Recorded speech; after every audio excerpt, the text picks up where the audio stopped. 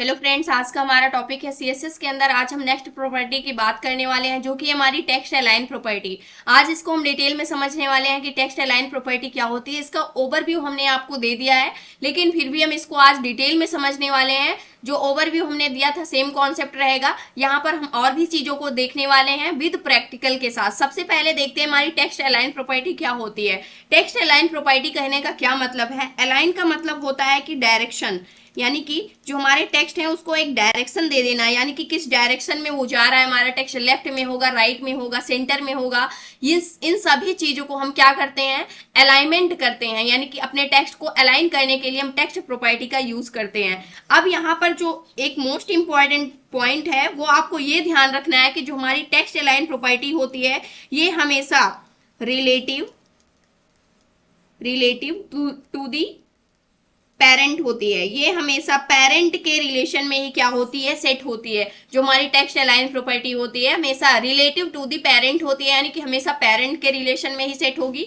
ना कि आपका जो स्क्रीन का साइज है, यानी कि जो स्क्रीन है उसके हिसाब से सेट होगी, ना ही वेब पेज के साइज के हिसाब से सेट होगी। यानी कि ना ही ये वेब पेज के हिसाब से सेट होती है, ना ही उसके स्क्रीन साइज के हिसाब से सेट होती है। ये हमेशा जो टेक्स्ट अलाइन प्रॉपर्टी होती है ये हमेशा रिलेटिव टू दी पेरेंट होती है, यानी कि हमेशा पेरेंट के रिलेशन में ही क्या होती है, सेट होती है। मान लीजिए आप लेफ्ट दे रहे हैं कि लेफ्ट साइड अपने टेक्स्ट को रखना चाहते हैं, तो जो उसका पेरेंट होगा उसी के वो लेफ्ट में क्या हो जाएगी, वो सेट हो जाएगी। ना कि आपके स्क्रीन के साइड में सेट होगी, यानी कि स्क्रीन के हिसाब से वो लेफ्ट में सेट होगी, ना ही आपके वेब पेज के हिसाब से वो लेफ्ट में सेट होगी। वो किसके लेफ्ट में सेट होगी, जो उसका पेरेंट होगा, यानी कि जो उसका पेरेंट होगा उसी के रिलेशन में, यानी जो एलिमेंट होगा उसी के रिलेशन में, उसी के लेफ्ट साइड में क्या हो जाएगी, सेट हो जाएगी। यहाँ पर आपको एक चीज हमेशा क्या होने वाली है, काम आने वाली है। आपने ब्लॉक एलिमेंट पढ़ा था और इनलाइन एलिमेंट पढ़ा था। जो हमारा ब्लॉक एलिमेंट है वो क्या होता है, पूरी विड्थ को ऑक्युपाई करता है। इसलिए आपको एक बार ऐसा भी लगेगा कि जो हमारी प्रॉपर्टी है यानी टेक्स्ट अलाइन प्रॉपर्टी है ये हमारे वेब पेज के लेफ्ट में सेट हो रही है, यानी कि उसके लेफ्ट में या राइट में, सेंटर में, इस प्रकार से सेट हो रही है। बट ऐसा नहीं हो रहा होगा। जो हमारे ब्लॉक एलिमेंट होंगे वो पूरी की पूरी विड्थ को ऑक्युपाई करते हैं, इसलिए आपको ऐसा लग सकता है। लेकिन इसका भी डाउट हम आपको क्या करेंगे, क्लियर करके दिखाएंगे। तो सबसे पहले हम एक को यूज करके देखने वाले हैं। इसके लिए मैंने एक रैंडम वेब पेज क्रिएट किया हुआ है। वो वेब पेज हमारा कुछ इस प्रकार से है, जहां पर मैंने कुछ H1 हेडिंग को क्रिएट कर रखा है और इसको मैंने किससे लिंक कर दिया है, अपनी style.css फाइल से लिंक कर रखा है। उसके बाद मैंने एक पैराग्राफ क्रिएट किया हुआ है, H2 हेडिंग क्रिएट किया है, H3 इस प्रकार से एक और पैराग्राफ यहाँ पर क्रिएट किया हुआ है। इस प्रकार से मैंने multiple H2 heading and multiple H3 heading और एक सिंगल H1 हेडिंग को क्रिएट कर रखा है। अब इसी के ऊपर हम अपनी टेक्स्ट अलाइन प्रॉपर्टी को क्या करने वाले हैं, अप्लाई करने वाले हैं। CSS के अंदर अभी हमारे पास कुछ भी नहीं है, इसको हम सेव करते हैं। सेव करने के बाद हम क्या करने वाले हैं, अपने पेज को रिफ्रेश करने वाले हैं। अब पेज को यहाँ पर मैंने जैसे ही रिफ्रेश किया, यहाँ से हम क्या करते हैं, इस पेज को रिफ्रेश करते हैं। अभी कोई भी चेंजअप नहीं आ रहा है, इसको हम क्या करते हैं, यहाँ से सेव करते हैं। एक बार फिर से इसमें थोड़ा सा मैंने चेंजअप किया था, रिफ्रेश किया तो हमारा जो वेब पेज है वो कुछ इस प्रकार से क्या हो रहा है, डिस्प्ले हो रहा है। अगर यहाँ से आप देखें तो मैंने एक रैंडम वेबसाइट, यहाँ पर रैंडम डॉक्यूमेंट क्रिएट कर रखा है, अपना एक वेब पेज क्रिएट कर रखा है, जहां पर मैंने क्या लिया हुआ है, कुछ H1 हेडिंग, कुछ H2, कुछ H3, कुछ पैराग्राफ्स को क्या लिया हुआ है, यहाँ पर ऐड किया हुआ है, जो कि एक रैंडम चीजें हैं यहाँ पर मैंने, जिसको मैंने गूगल से उठा रखा है। आप भी इस प्रकार से क्या कर सकते हैं, पेज को क्रिएट कर सकते हैं, या फिर जो भी आपके पास पेज हो उसके ऊपर आप क्या कर सकते हैं, अप्लाई करके देख सकते हैं। जरूरी नहीं है कि इतना सारा आप लिखें, लेकिन आपको यहाँ पर अच्छे से समझ में आए, इसलिए मैंने यहाँ पर जो टेक्स्ट लिया हुआ है, यानी कि इस वेब पेज के अंदर जो भी टेक्स्ट लिया हुआ है वो टेक्स्ट इंफॉर्मेशन काफी ज्यादा लिया हुआ है, ताकि आपको इसमें चेंजअप अच्छे से क्या हो जाए, समझ में आ जाए। तो सबसे पहली प्रॉपर्टी हमारी क्या है, टेक्स्ट अलाइन लेफ्ट।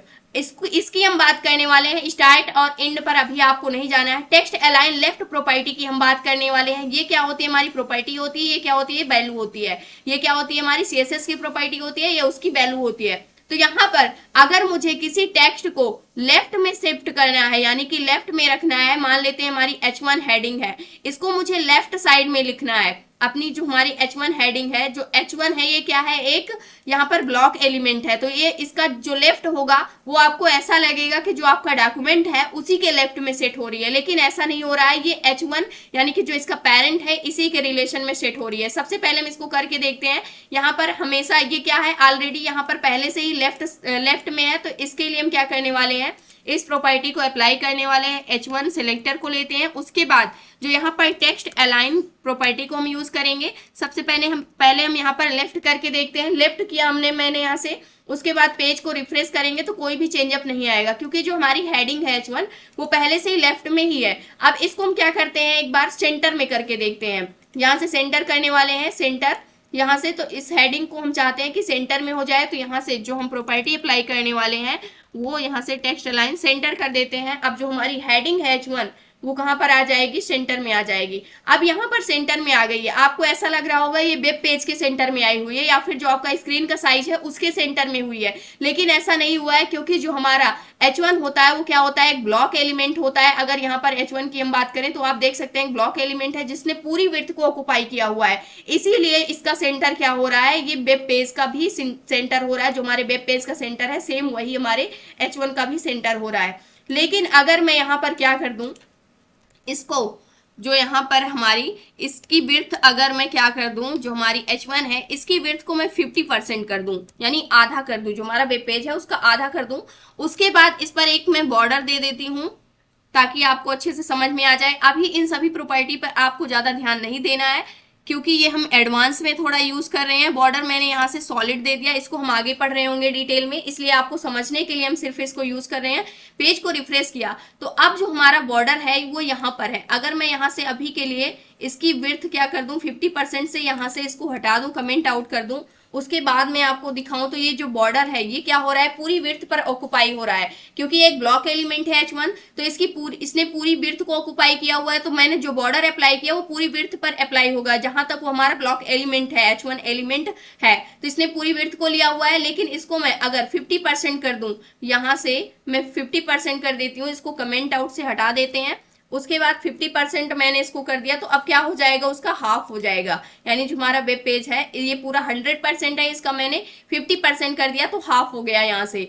अब यहाँ पर जो इसका सेंटर हो रहा है वो कहाँ पर आ रहा है, यहाँ पर आ रहा है। तो यहाँ से आपको समझ में आ रहा होगा कि जो हमारा यहाँ पर टेक्स्ट अलाइन प्रॉपर्टी होती है वो हमेशा अपने पेरेंट के रिलेशन में ही क्या होती है, सेट होती है। अगर ये हमारे स्क्रीन या वेब पेज के रिलेशन में होती तो इसमें कोई भी चेंजअप नहीं आता, ये यहीं पर होती। हमारी जो हेडिंग थी वो इसके सेंटर में होती, इधर नहीं आती, ये थोड़ा सा लेफ्ट साइड में आ चुकी है। अब मुझे इसको लेफ्ट करना है, लेफ्ट साइड में सेट करना है, तो इसको हम कर सकते हैं। यहाँ से मैंने इसको लेफ्ट कर दिया। अब इसका लेफ्ट अगर आप देखें तो लेफ्ट क्या होगा, यहाँ पर आ जाएगा, लेफ्ट सेम ही रहेगा, यहाँ पर आ चुका है क्योंकि इसका लेफ्ट कहाँ पे है, यहाँ पे आ गया है। अगर मैं इसको राइट में शिफ्ट करूं तो लगेगा कि हमने सेंटर में कर रखा है इसको। यहाँ से अगर मैं इसको राइट डायरेक्शन दे दूं, राइट में मैंने इसको कर दिया और इसको मैंने सेव किया। अब जैसे ही मैं पेज को रिफ्रेश करूं तो अब हमारा जो टेक्स्ट है यानी कि जो हेडिंग है वो कहाँ पर आ रही है, यहाँ पर इसके राइट में आ रही है। जो हमारा पेरेंट है इसके तो राइट में आ रही है, लेकिन आपको ऐसा लग रहा होगा कि इसको सेंटर में किया गया है, क्योंकि ये वेब पेज से अगर आप देखें तो वेब पेज के सेंटर में डिस्प्ले हो रही है, लेकिन ये एक्चुअल में कहाँ पर है, राइट साइड में क्या हुआ है, अलाइनमेंट हुआ है इसका। तो ये हमेशा आपको याद रखना है कि जो हमारी टेक्स्ट अलाइन प्रॉपर्टी होती है वो हमेशा पेरेंट के रिलेशन में ही क्या होती है, सेट होती है। यहाँ पर और जो हमारी हेडिंग है इसको हम हटाने वाले हैं, यहाँ से इसकी विड्थ को, इन सभी चीजों को हम क्या कर देते हैं, यहाँ से डिलीट करते हैं और इसको हम कहाँ पर रखने वाले हैं, अपनी हेडिंग को सेंटर में रखने वाले हैं। सेंटर में रख देते हैं इसको। उसके बाद इसको मैंने सेव किया। अब हमारा वेब पेज कुछ इस प्रकार से दिख रहा है, सेंटर में कर दिया। जो हमारी यहाँ पर H2 हेडिंग है इसको हम कहाँ पर रखने वाले हैं, राइट साइड करने वाले हैं। अब इसके लिए हम H2 सिलेक्टर को लेते हैं। जितनी भी H2 हेडिंग है इन सभी को जो अलाइनमेंट देने वाले हैं हम यहाँ पर टेक्स्ट अलाइन, इसको हम राइट देने वाले हैं। मैंने इसको राइट दे दिया। यहाँ से अगर आप देखें तो ये सारी हेडिंग हमारी किस साइड हो जाएंगी, राइट साइड क्या हो चुकी है, शिफ्ट हो चुकी है। नेक्स्ट अगर हम बात करें तो यहाँ से इन सभी को भी हम लेफ्ट में कर सकते हैं। अगर इसको हम फिर से लेफ्ट में ले आना चाहें तो यहाँ से इसको हम लेफ्ट कर सकते हैं, जहां से आपको समझ में आ जाएगा इन तीनों प्रॉपर्टी को यूज करना। इसको मैंने रिफ्रेश किया तो ये लेफ्ट साइड में फिर से क्या हो चुकी है, आ चुकी है। अब यहाँ पर मैंने लेफ्ट, राइट, सेंटर इन सभी की बात तो कर ली है। नेक्स्ट हमारा क्या है, जस्टिफाई। अब जस्टिफाई का क्या मतलब होता है, जो जस्टिफाई हमारी टेक्स्ट अलाइन प्रॉपर्टी होती है, इसका जो मतलब होता है, जस्टिफाई का मतलब होता है टेक्स्ट के अंदर स्पेस को इंक्रीज कर देना। जो हमारी जस्टिफाई होती है इसका मतलब क्या होता है, टेक्स्ट के अंदर स्पेस को इंक्रीज कर देना। अब ये किस प्रकार से इंक्रीज करता है इसको हम देखने वाले हैं करके। वो इंक्रीज किस प्रकार से करेगा, ताकि हमारे पास हॉरिजेंटल अलाइनमेंट आ पाए। इसके लिए हम देखते हैं, सबसे पहले अगर आपने न्यूज़पेपर देखा हो तो न्यूज़पेपर में क्या होता है, जो हमारा अलाइनमेंट होता है वो जस्टिफाई होता है, क्योंकि उसमें जो टेक्स्ट होता है वो दोनों साइड क्या होता है, इक्वल होता है। अगर आप देखें तो कुछ इस प्रकार से, इसी के अंदर सारे के सारे टेक्स्ट हमारे क्या हुए होते हैं, राइट किए हुए होते हैं, क्योंकि उसमें हॉरिजेंटल क्या होता है, अलाइनमेंट होता है। अब इसकी हम बात करने वाले हैं जस्टिफाई की। मान लीजिए मुझे क्या करना है, इन सभी को जस्टिफाई करना है। यहाँ पर जितनी भी चीजें हमें दिख रही हैं, जो हमारा पैराग्राफ है, इसको मुझे क्या करना है, जस्टिफाई करना है। तो इसके लिए हम क्या करने वाले हैं, जितना भी हमारा पैराग्राफ है सभी को हम क्या कर लेते हैं, सिलेक्ट कर लेते हैं। जो हमारा सिलेक्टर होगा वो P होगा यहाँ पर पैराग्राफ के लिए। उसके बाद जो टेक्स्ट अलाइन देने वाले हैं वो हम जस्टिफाई देने वाले हैं। इसको मैंने सेव किया और इसको हम क्या करने वाले हैं, रिफ्रेश करेंगे। तो यहाँ पर अगर आप देखें तो जो अलाइनमेंट हुआ है वो क्या हो चुका है, यहाँ पर जस्टिफाई हो चुका है। अगर इसकी हम बात करते हैं यहाँ पर जस्टिफाई की, तो इसके लिए हम क्या करने वाले हैं, यहाँ से हम एक वेब पेज को ओपन करके आपको दिखाते हैं MDN पर। तो यहाँ से हम लेते हैं टेक्स्ट अलाइन प्रॉपर्टी को, यहाँ से टेक्स्ट अलाइन प्रॉपर्टी को, इसको हम देखने वाले हैं MDN पर, जहां से आपको अच्छे से समझ में आ जाएगा, क्योंकि वहां पर तो पहले से वैसे ही, इसलिए आपको वहां से अच्छे से समझ में नहीं आ रहा है। जस्टिफाई के लिए हम इसको ओपन करते हैं, तो यहाँ से हमारा टेक्स्ट है। इन सभी पूरे के पूरे टेक्स्ट को मुझे कहाँ पर ले आना है, अगर राइट में ले आना है तो इस पर हम क्लिक करेंगे तो ये राइट में है। सेंटर में ले आना है तो इस पर हमने क्लिक कर दिया, सारा का सारा टेक्स्ट क्या हो चुका है, सेंटर में हो चुका है। लेफ्ट पर मैंने क्लिक किया तो सारा का सारा टेक्स्ट जो है वो क्या हो चुका है, लेफ्ट में हो चुका है। इसी प्रकार से हम क्या कर सकते हैं, इसको यहाँ पर अगर हम देखें टेक्स्ट अलाइन में, तो इसके लिए हम क्या कर सकते हैं, जस्टिफाई के लिए हम क्या करने वाले हैं, जैसे मैंने जस्टिफाई पे क्लिक किया, ये सेंटर है, सेंटर के बाद जस्टिफाई पे क्लिक किया, तो यहाँ से आप देख सकते हैं सारा का सारा जो हमारा टेक्स्ट था वो क्या हो चुका है, हॉरिजेंटल अलाइनमेंट हो चुका है। यानी सारा का सारा टेक्स्ट हमारा हॉरिजेंटल में क्या हो चुका है, अरेंज हो चुका है।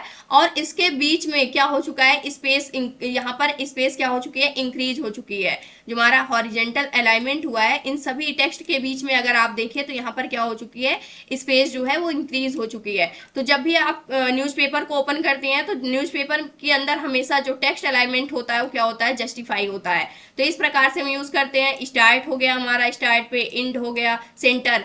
अगर स्टार्ट और एंड की बात करें तो इसका क्या काम होता है, जब हमारे पास स्टार्टिंग में CSS आया था तो तब हमारे पास केवल left and right, centre, justify, यही हमारे पास प्रॉपर्टीज थी। जो टेक्स्ट अलाइन प्रॉपर्टी थी वो लेफ्ट थी। लेकिन यहाँ पर जो हमारा CSS का जो वर्जन है वो CSS वर्जन 3 चल रहा है, CSS 3 का हम यूज कर रहे हैं इस टाइम पर। तो जहाँ पर जो हमारा लेफ्ट था उसको स्टार्ट कर दिया गया है एंड जो राइट था उसको एंड कर दिया गया है। इसका क्या मतलब होता है, इसका मतलब हम समझने वाले हैं स्टार्ट एंड एंड का।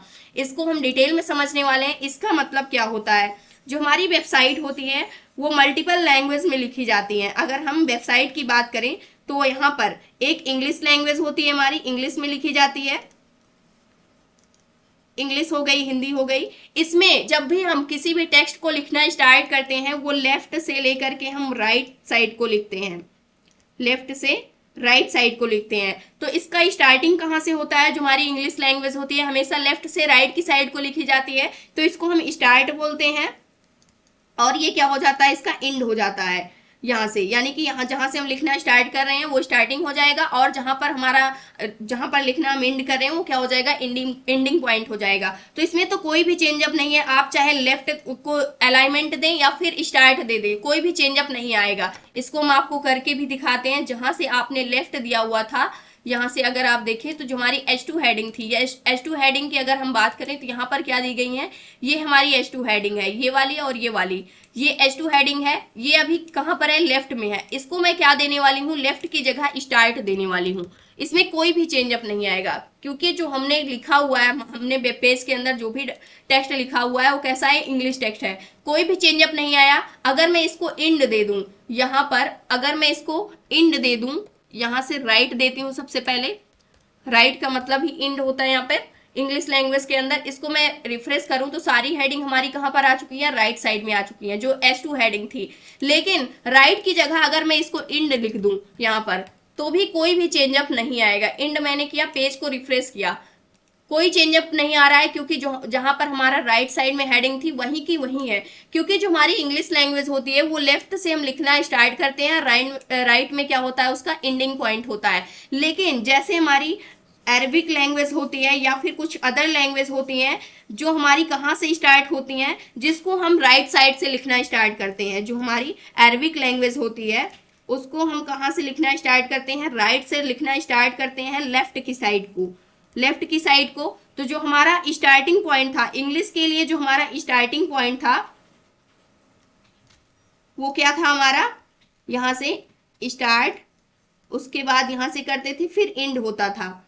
लेकिन जो हमारी अरबिक लैंग्वेज होती है उसके अंदर क्या होता है, उसमें जो हम लिखना स्टार्ट करते हैं वो राइट साइड से स्टार्ट करते हैं। यानी इस साइड से हम लिखना इधर को आते हैं, इस साइड से लिखना स्टार्ट करते हैं और इस साइड को आते हैं, राइट से लेफ्ट की साइड को आते हैं। तो इसमें क्या होता है, इसमें एक चेंजअप आ जाता है। इसमें चेंजअप क्या आता है, तो वहां पर ये समझना हमारे लिए क्या हो जाता है, इम्पॉसिबल हो जाता है कि हम क्या क्या अलाइनमेंट दे रहे हैं। लेफ्ट अगर देते हैं, राइट देते हैं, तो क्या हो जाता है, जस्ट उसका अपोजिट हो जाता है।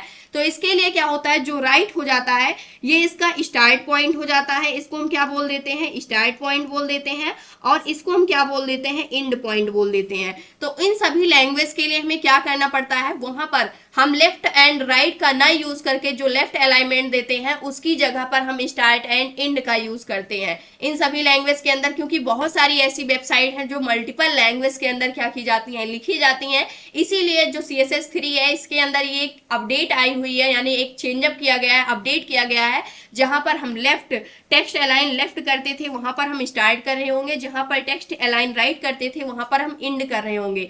और जो हमारी अरबिक जैसी लैंग्वेजेस होती है उसके अंदर अगर मुझे अपने टेक्स्ट को कहां पर राइट साइड में शिफ्ट करना है तो उसके लिए हम किसका यूज करते हैं, टेक्स्ट अलाइन एंड का यूज करते हैं। और अगर लेफ्ट साइड करना है तो उसके लिए हम टेक्स्ट अलाइन स्टार्ट का यूज करते हैं। इसका जस्ट अपोजिट होगा, यहाँ पर मैंने उल्टा कर दिया। यहाँ पर अगर मुझे क्या करना है, राइट साइड अपने टेक्स्ट को सेट करना है तो उसके लिए हम क्या करते हैं, टेक्स्ट अलाइन स्टार्ट कर देते हैं, क्योंकि स्टार्टिंग राइट साइड से होती है जो हमारी अलग लैंग्वेज होती हैं। और जो उसका अगर मुझे उसको लेफ्ट साइड करना है तो टेक्स्ट अलाइन हम एंड कर देते हैं। तो इस प्रकार से हम क्या करते हैं, उसको सेट करते हैं। तो ये था आज का हमारा टॉपिक, जहां से हमने डिटेल में इसको समझा, टेक्स्ट अलाइनमेंट प्रॉपर्टी क्या होती है, टेक्स्ट अलाइन प्रॉपर्टी क्या होती है, इसको हम किस प्रकार से सेट करते हैं। आई होप दोस्तों अगर आज की इन्फॉर्मेशन आपको अच्छी लगी हो तो प्लीज वीडियो को लाइक करना, चैनल को सब्सक्राइब करना और दोस्तों के पास